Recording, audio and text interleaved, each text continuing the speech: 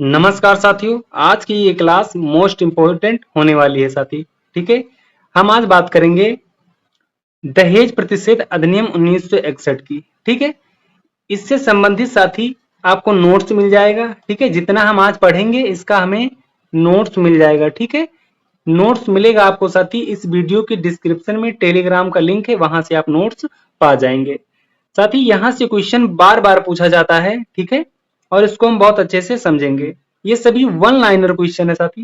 ठीक है, one liner question है, तो इनको हम जल्दी से देखते हैं और अच्छे से समझते हैं, और आप इसकी तैयारी इन नोट्स से कर पाएंगे जो हम आपको देंगे। ठीक है, तो सबसे पहले साथी हम दहेज प्रतिषेध अधिनियम के बारे में थोड़ा जान लेते हैं। ठीक है, साथी इसमें अध्याय 1 भी नहीं है।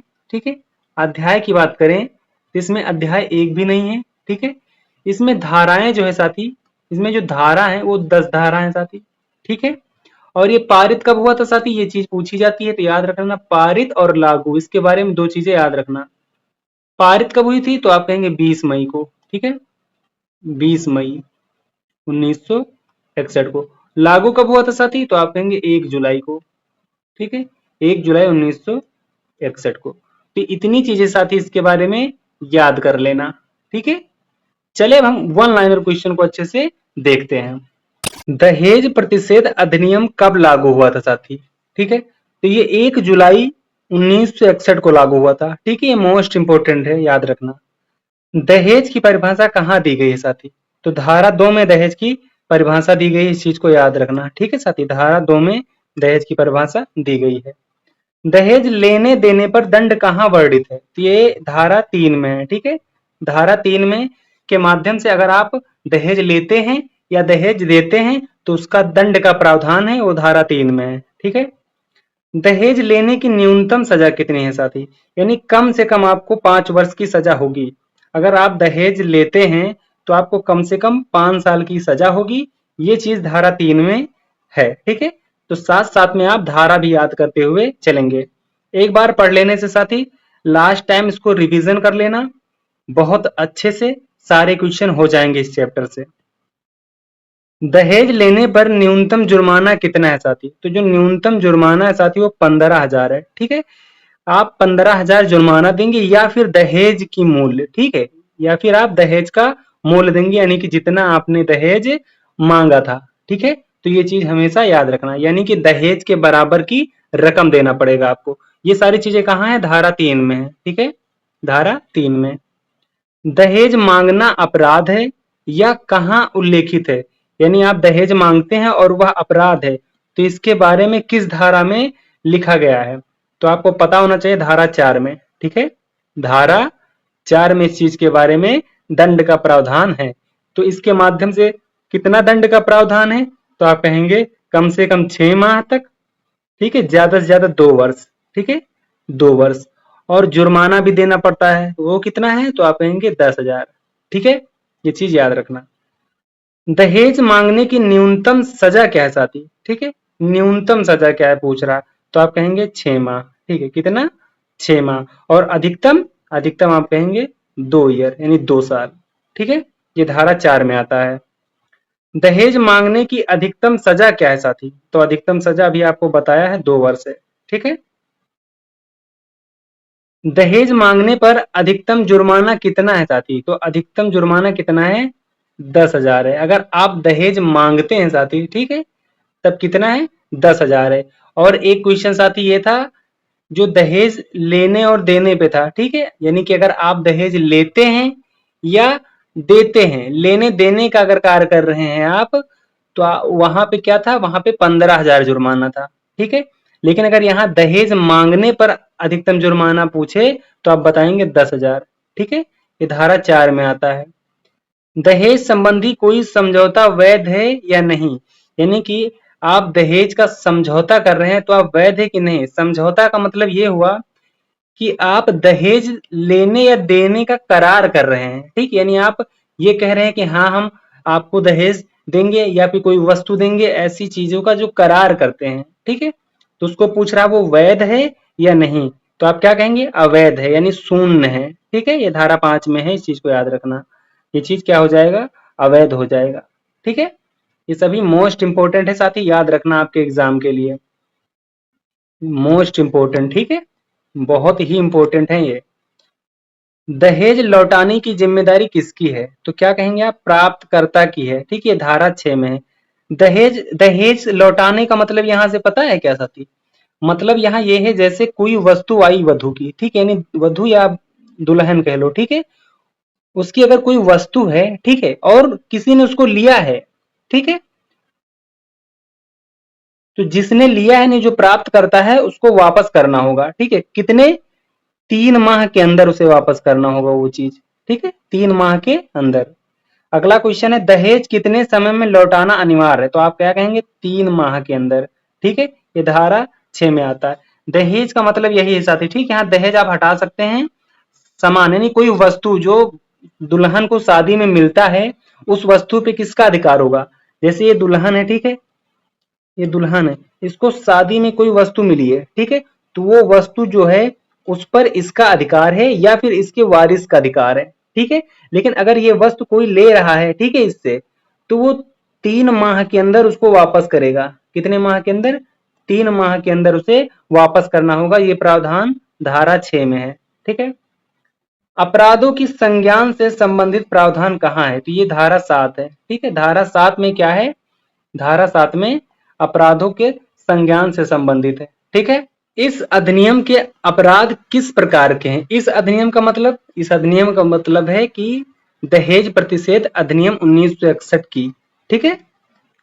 तो इस अधिनियम के अपराध किस प्रकार के हैं? तो संज्ञेय व गैर जमानती हैं, ठीक है, यानी ये जो अपराध है ये क्या है? ये संज्ञेय अपराध है, ठीक है, संज्ञेय अपराध, इस चीज को याद रखना। अपराधों का परीक्षण कौन सा न्यायालय करता है? यानी जो अपराध हुआ है या नहीं हुआ है उसका परीक्षण कौन करता है? तो आप कहेंगे मजिस्ट्रेट, प्रथम श्रेणी के मजिस्ट्रेट, ठीक है, ये चीज याद रखना, ये क्वेश्चन इंपॉर्टेंट है।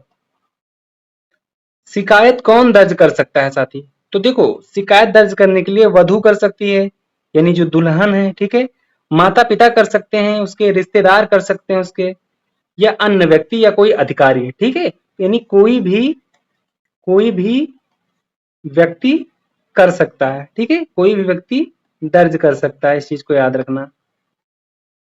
अपराधों की जांच का प्रावधान कहाँ है? यानी अपराधों की जांच का जो प्रावधान है वो धारा 8 में है, ठीक है। साथ ही इसकी जो जांच है वो करेगा कौन? तो आप क्या बताएंगे? डीपीओ। कौन? डीपीओ, ठीक है। अभियुक्त पर प्रमाण का भार किस धारा में है? तो आप बताएंगे धारा 8 के ए में है, ठीक है साथी। इसका साथी नोट्स आपको मिल जाएगा, तो वहां से आप पढ़ लेंगे, ये सारी चीजें वहां पे हैं, ठीक है, सारी चीजें वहां पे हैं, आपको अच्छे से क्लियर हो जाएगा। दहेज प्रतिषेध अधिकारी की नियुक्ति कहाँ दी गई है? तो उसकी नियुक्ति जो है साथी धारा 8 के बी में दी गया है, ठीक है, 8 के बी में, इस चीज को याद रखना, ठीक है। यहाँ इसके नियुक्ति के बारे में डिटेल से नोट्स में लिखा हुआ है, तो वहां से आप एक बार पढ़ लेंगे तो आपको क्लियर हो जाएगा, ठीक है। दहेज विज्ञापन पर प्रतिबंध किस धारा में है? तो धारा 4 के ए में है, ठीक है, किसमें है? 4 के ए में है, इस चीज को याद रखना। दहेज का लेन देन किस प्रकार का अपराध है? तो आपको पता दंडनीय अपराध है, ठीक है। अगर दहेज का आप लेन देन कर रहे हैं तो धारा 3 के अंतर्गत अपराध है, ठीक है। कैसा अपराध है? दंडनीय अपराध है, इस चीज को याद रखना। साथी धारा 3 जो है, 3 में क्या आएगा? 3 में साथी अगर आप ले रहे हैं दहेज, ठीक है, ले रहे हैं या फिर दे रहे हैं, ठीक है, तब आपको कितना? 15,000 का जुर्माना देना पड़ सकता है, ठीक है। लेकिन धारा 4 के अंतर्गत साथी अगर आप मांग रहे हैं, ठीक है, मांग रहे हैं, अगर आप दहेज मांग रहे हैं तो इसके अंतर्गत साथी आपको 10,000 का जुर्माना देना पड़ सकता है और 6 माह का जेल और अधिक से अधिक 2 साल का जेल हो सकता है, ठीक है। दहेज देने वाला भी दोषी है या नहीं? तो आप कहेंगे हाँ है, धारा 3 के अंतर्गत। क्यों? क्योंकि धारा 3 में लेना या देना दोनों अपराध है, ठीक है। विवाह में उपहार कब वैध है? यानी स्वेच्छा हेतु या सूचीबद्ध, यानी कि जब वो अपने स्वेच्छा से दें, ठीक है, यानी आपको मांगना न पड़े, वो अपनी स्वेच्छा से दे रहे हो तो वो उपहार होगा, ठीक है, अन्यथा वो क्या हो जाएगा? दहेज हो जाएगा, ठीक है। तो इस चीज को याद रखना। उपहार की सूची किसे रखनी चाहिए? तो मैंने बताया था वर वधु दोनों को, ठीक है, दोनों रख सकते हैं, यानी आप कहेंगे वधु, ठीक है, वधु। इस अधिनियम का विस्तार कहां तक है साथी? तो आपको पता है संपूर्ण भारत पर, ठीक है, संपूर्ण भारत पर। और ये चीज धारा 1 में है, ठीक है, धारा 1 में विस्तार के बारे में बात की गई है, ठीक है। दहेज मृत्यु का प्रावधान अब कहां है साथी? तो अब कहां है? तो आप कहेंगे बीएनएस की धारा 80 में है। बीएनएस यानी भारतीय न्याय संहिता, ठीक है, इसकी धारा किस में? 80 में है। इस चीज को अच्छे से याद रखना। क्वेश्चन बन सकता है साथी कि पहले कहां था? तो पहले साथी क्या था? पहले आईपीसी की धारा थी, ठीक है, क्या थी? आईपीसी, आईपीसी की धारा 304 के किसमें था? बी में। बी मतलब या तो खा कह लें आप, ठीक है, तो पहले इसमें था, ठीक है, अब किस में है? अब बीएनएस की धारा 80 में है, ठीक है, ये चीज याद रखना। तो बीएनएस साथी क्वेश्चन पूछ सकता है बीएनएस कब लागू हुआ था? ठीक है, तो 2023 में, ठीक है, 2023 में बीएनएस आया। इस चीज को याद रखना अच्छे से। दहेज मृत्यु में न्यूनतम सजा कितनी है साथी? देखो, दहेज मृत्यु यानी दहेज मृत्यु का मतलब यह है कि अगर आप दहेज मांग रहे हैं और दहेज के ही इस मैटर में उस महिला का या उस व्यथित व्यक्ति की मृत्यु हो जाती है तो आपको 7 वर्ष की जेल हो जाएगी, ठीक है, ये भी धारा 80 में ही आता है बीएनएस के, ठीक है, बीएनएस के धारा 80 में आता है। इस चीज को याद रखना। अब उसकी जो मृत्यु होगी साथी, उसके बहुत कारण है, कैसे हुई है उन सब चीजों पे बात होगी। जैसे उसको जलाकर या उसको शारीरिक चोट पहुंचाकर मारा हो, तब फिर आपको केस बन जाएगा, सजा होगा आपको, ठीक है। और अगर संदिग्ध परिस्थितियों में उसको उसकी मौत हो जाए, जब दहेज की मांग की गई हो, ठीक है, तब भी आपको दंड दिया जा सकता है। और इसके तहत साथ ही आपको जीवन भर की सजा भी सुनाई जा सकती है, ठीक है, इस चीज को याद रखना। दहेज मृत्यु में अधिकतम सजा क्या है? तो आपको पता आजीवन कारावास अधिकतम, ठीक है साथी। हम यहाँ पे क्या बताए हैं आपको? 7 वर्ष, ये न्यूनतम, यानी कि आपको 7 साल की सजा दी जा सकती है, लेकिन अधिकतम आपको आजीवन कारावास भी दिया जा सकता है बीएनएस की धारा 80 के अंतर्गत, ठीक है। अगला क्वेश्चन, दहेज उत्पीड़न का प्रावधान कहाँ है? तो आपको पता है बीएनएस की धारा 85 में है, ठीक है, दहेज उत्पीड़न का प्रावधान। पूर्व का भी यहाँ पे देख लें आप, आईपीसी की धारा 498 के ए में है, ठीक है, ये पूर्व का है, पहले जब आईपीसी धारा था, इंडियन पेनल कोड, ठीक है। दहेज अपराध कंपाउंडेबल है या नॉन कंपाउंडेबल है? तो आप क्या कहेंगे? नॉन कंपाउंडेबल है, ये धारा 7 में दे रखा है, ठीक है। इसके बारे में जब आप नोट्स पढ़ेंगे साथी, बहुत अच्छे से चीजों को जान जाएंगे, ठीक है। यदि उपहार मांग पर दिए जाएं तो वह क्या कहलाएंगे? यानी उपहार अगर है और मांग रहे हो आप तो दहेज बन जाएगा, ठीक है। कोई भी उपहार है लेकिन आप मांग रहे हैं उस उपहार को कि हमें ये उपहार चाहिए, ठीक, ये चीज चाहिए, ये वस्तु चाहिए, तो वो क्या बन जाएगा? दहेज बन जाएगा। इस चीज को याद रखना। यदि उपहार स्वेच्छा से दिए जाएं तो वैध होंगे या नहीं? स्वेच्छा से यानी अपनी खुद की मर्जी से दी जाए तो वैध होगा, ठीक है, इस चीज को याद रखना। दहेज प्रथा किस मौलिक अधिकार का उल्लंघन है? तो ये आर्टिकल 21 और 14 का है, ठीक है। साथ ही ये चीज याद रखना कि जो दहेज प्रतिषेध अधिनियम 1961 है, ये संविधान में उल्लेखनीय नहीं है, ठीक है, लेकिन संविधान के कुछ आर्टिकल जो हैं इसे बल देते हैं, ठीक है। दहेज अपराध की जांच कौन करता है साथी? तो आप कहेंगे पुलिस अधिकारी करेगा व दहेज प्रतिषेध अधिकारी करेगा। ये धारा 8 के बी में है, ठीक है, जिसे हम डीपीओ बोलते हैं, ठीक है, डीपीओ।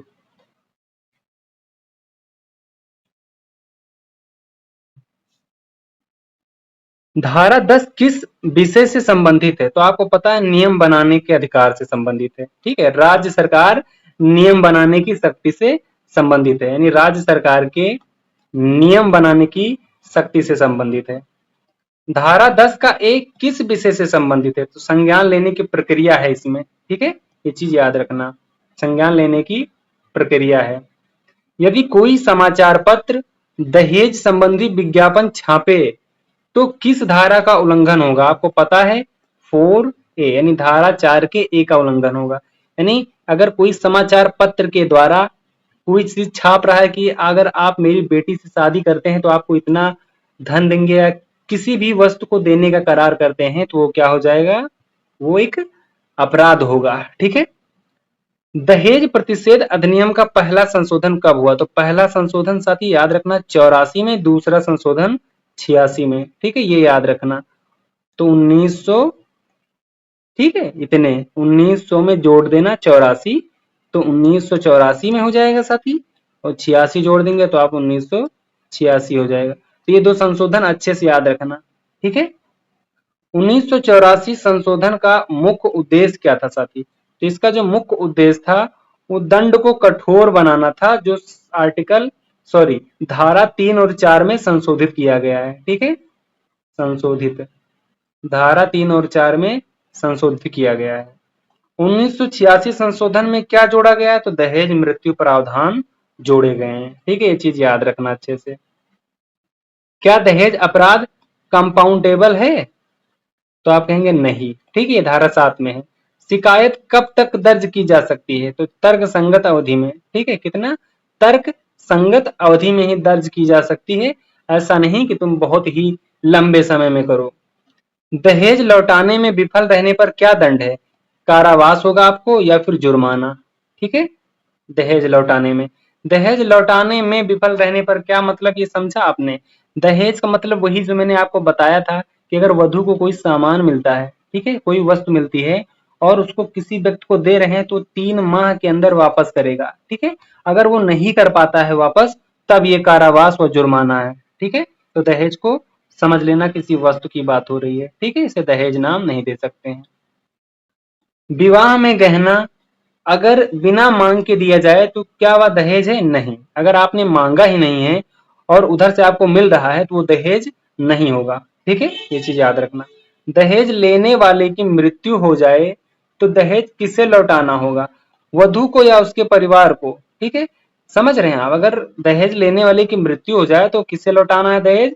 वधु को लौटाना है आपको या फिर उसके वारिस को लौटाना है वो दहेज। दहेज का मतलब वही जो यहाँ 3 माह के लिए वस्तु ले गया है। ठीक है, तो वो वापस जब देगा तो या तो वधु को देगा या तो उसके वारिस को देगा। ठीक है, अगर वारिस भी नहीं तो उसके माता पिता को वापस कर देगा। ये चीज याद रखना।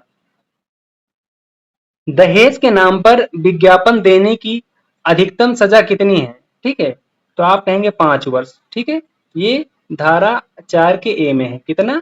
5 वर्ष। इस चीज को याद रखना। दहेज प्रथा का उन्मूलन किसका उद्देश्य है? तो आप कहेंगे महिलाओं की सुरक्षा व सामाजिक समानता का उद्देश्य है। ठीक है साथी, ये मोस्ट इंपोर्टेंट 50 क्वेश्चन थे साथी, जो आज की वीडियो में कंप्लीट हो गए हैं। ये पूरा चैप्टर कंप्लीट हो गया है। अब आपको दूसरा क्लास देखने की जरूरत नहीं है। इसी को अच्छे से रिवीजन करना और इसका नोट्स साथ ही पढ़ लेंगे आप, तो बहुत अच्छे से और भी चीजें आप जान जाएंगे। ठीक है, हर एक धारा का एक्सप्लेनेशन है नोट्स में और चीजें आप समझ सकेंगे। ठीक है, टोटल 10 धाराएं हैं जिनको आप अच्छे से समझ पाएंगे। तो साथी वीडियो कैसी लगी? क्या अगला टॉपिक आपको ऐसे ही वन लाइनर चाहिए? तो कमेंट करके बताना, हम अगला वीडियो तुरंत बना के लेके आएंगे। ठीक है, और चैनल को अभी तक सब्सक्राइब नहीं किए हैं तो साथी सब्सक्राइब कर लेना। ठीक है, चलिए मिलते हैं अगली क्लास में। अभी के लिए जय हिंद, जय भारत।